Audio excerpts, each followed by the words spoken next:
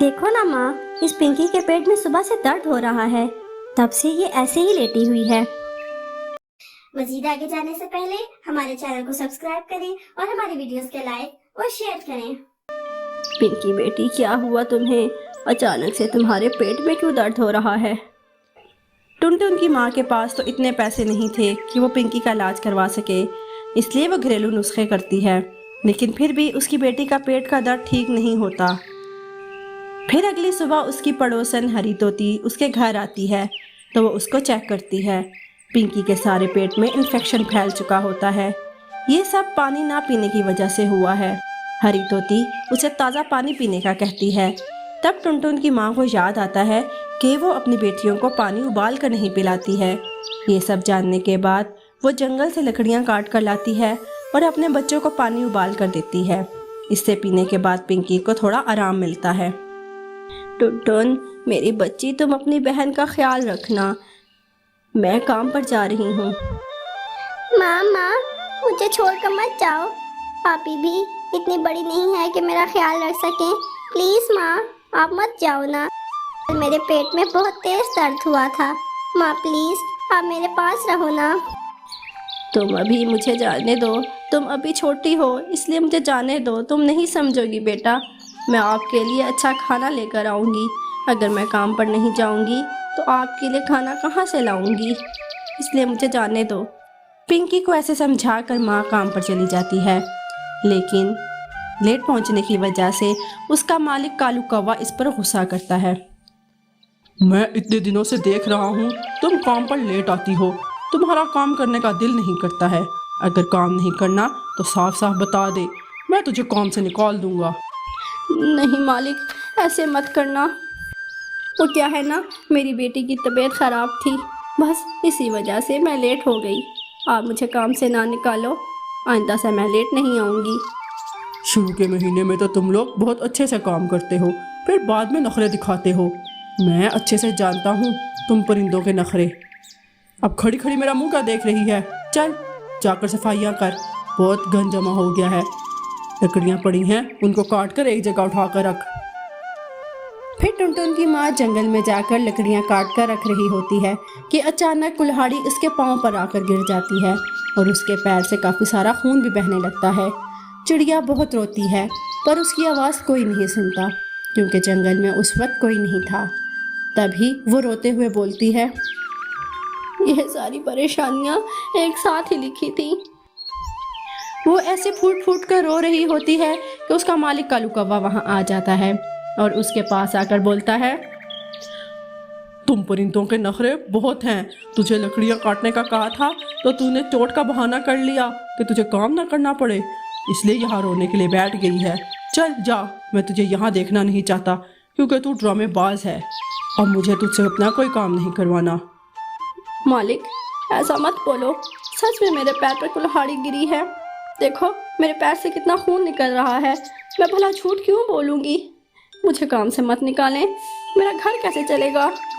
میں یہاں تیری ڈرامے بازی دیکھنے کے لیے نہیں بیٹھا، چل اب نکل یہاں سے۔ ٹنٹن کی ماں اپنے مالک کی بات سن کر بہت روتی ہے، پھر وہ کسی ہسپتال میں جا کر اپنے پیر پر پٹی کرواتی ہے۔ جب وہ گھر پہنچتی ہے تو ٹنٹن اپنی ماں کے پیر پر پٹی بندھی دیکھتی ہے تو ماں سے پوچھتی ہے، ماما آپ کے پیر پر چوٹ کیسے لگ گئی؟ وہ اپنی بیٹیوں سے کہتی ہے، مجھے معاف کر دو میری بچیوں، میں تمہارا اچھے سے نہ خیال رکھ پا رہی ہوں اور نہ تمہاری ضرورتیں پوری کر پاتی ہوں، میرا کام بھی چلا گیا اور میرے پیر پر چوٹ بھی لگ گئی، میرا کوئی قصور بھی نہیں تھا، اب میں گھر کا خرچہ کیسے چلاؤں گی؟ ٹنٹن اپنی ماں کے پیر میں لگی چوٹ دیکھ کر بہت پریشان ہوتی ہے۔ ٹنٹن چڑیا جنگل میں پھل ڈھونڈنے کے لیے جاتی ہے اور وہ پھل ڈھونڈتے ڈھونڈتے جنگل میں بہت اندر تک چلی جاتی ہے پر اسے کوئی پھل نہیں ملتا۔ تبھی ٹنٹن کی نظر ایک گدھ پرندے پر پڑتی ہے جو جھاڑیوں کے نیچے دبا ہوا تھا۔ ٹنٹن اس پرندے کو دیکھ کر وہاں آتی ہے اور اسے کہتی ہے، اوہو، تم تو جھاڑیوں میں دب گئے ہو، رکو میں تمہیں نکال دیتی ہوں۔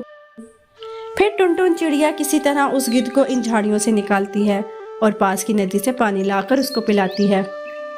تم نے میری مدد کی ہے چڑیا، اس لیے میں تمہیں بڑی محنت سے ڈھونڈے ہوئے جادوئی نیل پالش کے بیج دیتا ہوں۔ جادوئی نیل پالش کے بیج؟ تم انہیں اپنے ساتھ لے جاؤ اور انہیں اپنے کھیت میں بو دو اور ان کی اچھی سے دیکھ بھال کرنا۔ اگر تم ایسا کرو گی تو یہ بیج نیل پالش بن جائیں گے، جنہیں بیچ کر تم پیسے کما سکتی ہو اور اپنی ضرورتیں پوری کر سکتی ہو۔ آپ کا بہت بہت شکریہ۔ ٹنٹن وہ بیج لے کر گھر آتی ہے اور اپنی ماں کو اس جادوئی نیل پالش کے پیڑ کے بارے میں بتاتی ہے۔ وہ بہت خوش ہوتی ہے۔ پھر دونوں ماں بیٹیاں مل کر ان بیجوں کو اپنے کھیت میں بو دیتی ہیں۔ رات ہو جاتی ہے۔ اگلی صبح جب وہ اپنے کھیت میں آتی ہیں تو دیکھتی ہیں کہ اس کے کھیت میں بہت سے جادوئی نیل پالش کے پودے لگے ہوتے ہیں۔ اسے دیکھ کر وہ بہت خوش ہوتی ہیں۔ پودوں پر بہت پیاری پیاری نیل پالش لگی ہوتی ہے۔ وہ نیل پالش توڑ کر ایک ٹوکری میں جمع کر لیتی ہیں اور بازار میں جا کر بیچنے لگتی ہیں۔ نیل پالش لے لو، رنگ برنگی نیل پالش لے لو، پیاری پیاری نیل پالش لے لو۔ ببلی کبوتری اس کے پاس آتی ہے۔ ارے چڑیا بہن، تم نے تو بڑی پیاری نیل پالش رکھی ہے، کتنے کی دے رہی ہو؟ آپ بتائیں میں آپ کو کتنے دے دوں؟ یہ جادوئی نیل پالش ہے، اس کو لگانے کے بعد بہت خوبصورت ہو جاتے ہیں پرندے۔ 10 روپے کی ہے تو ایک مجھے بھی دو، میں بھی دیکھتی ہوں یہ نیل پالش مجھ پر کیسی لگتی ہے۔ جی جی میں آپ کو دیتی ہوں۔ ٹنٹن اس کو نیل پالش دے دیتی ہے۔ کبوتری لگا لیتی ہے اور وہ بہت خوبصورت ہو جاتی ہے۔ ارے چڑیا بہن، تمہاری نیل پالش میں تو واقعی جادو ہے، اسے لگانے کے بعد میں تو بہت خوبصورت ہو گئی ہوں۔ میں جنگل کے باقی پرندوں کو بھی تمہارے بارے میں بتاؤں گی تو تمہاری کمائی بھی اچھی ہو جائے گی۔ اب ٹنٹن چڑیا کے پاس بہت پرندے آنے لگ گئے، جس سے اس کی اچھی بکری ہونے لگتی ہے۔ اس کے پاس پرندوں کا رش لگ جاتا ہے۔ اب اس کی کمائی اچھی ہونے لگتی ہے۔ ٹنٹن چڑیا ساری نیل پالش بیچ کر گھر آتی ہے اور گھر کے لیے سامان بھی خرید کر لاتی ہے۔ پھر وہ اپنی ماں اور بہن کے ساتھ مل کر نیل پالش بیچ کر خوشی خوشی رہنے لگتی ہے۔